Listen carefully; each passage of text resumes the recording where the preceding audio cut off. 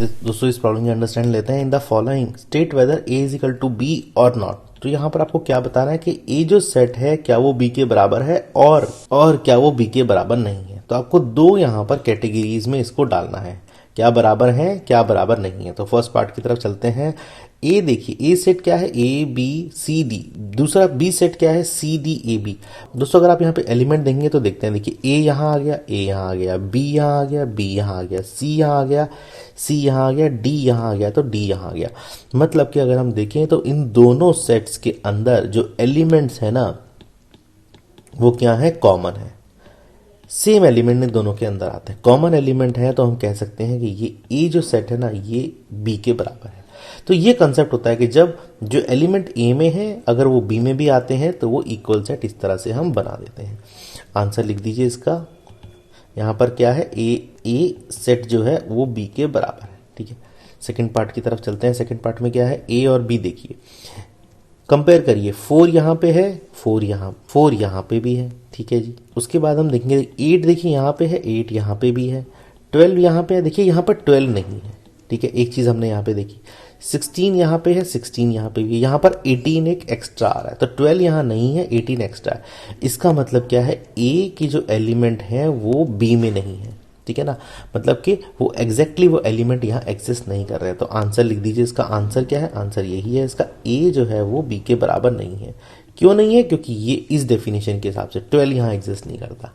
ठीक है ना, तो 12 जो है वो ए में बिलोंग कर रहा है पर बी में बिलोंग नहीं करता। तो जो नंबर ऑफ एलिमेंट्स हैं ए में जो बिलोंग कर रहे हैं वो बी में भी बिलोंग करने चाहिए।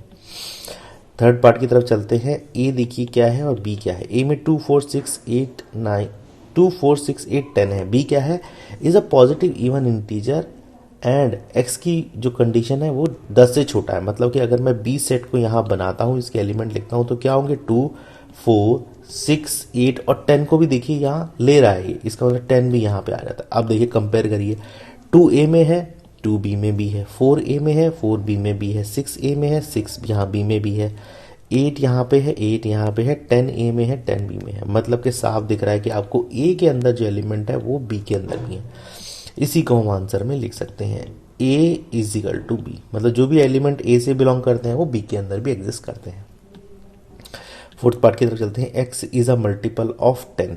तो सबसे पहले यहाँ पर ए सेट के एलिमेंट डिफाइन करिए। स्टेटमेंट फॉर्म में रखा हुआ है, आप इसको रोस्टर फॉर्म में, सेट बिल्डर फॉर्म में रखा, आप इसको रोस्टर फॉर्म में बना दीजिए।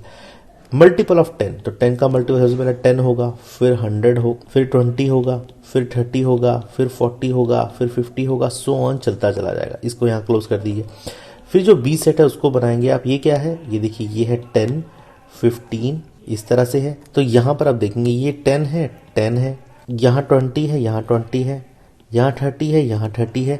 बट यहाँ पर गौर करिए एक बात, ये 15 जो है ना यहाँ पर आ रहा है, 25 यहाँ आ रहा है। मतलब ये जो एलिमेंट्स है 15 25 ये यहाँ पर नहीं है। ठीक है ना, ये वाले जो मल्टीपल्स है ना 5 के, ये यहाँ ए में नहीं है। तो इसका मतलब क्या है, ए जो है वो बी के बराबर नहीं है।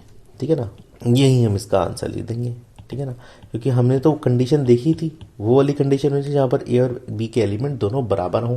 यहाँ पर जो एलिमेंट बी को बिलोंग कर रहे हैं वो ए को बिलोंग नहीं कर रहे हैं, जो कि मैंने यहाँ करके आपको दिखाया था। ठीक है ना, तो इस तरह से हम बोल सकते हैं कि ये A is not equal to B.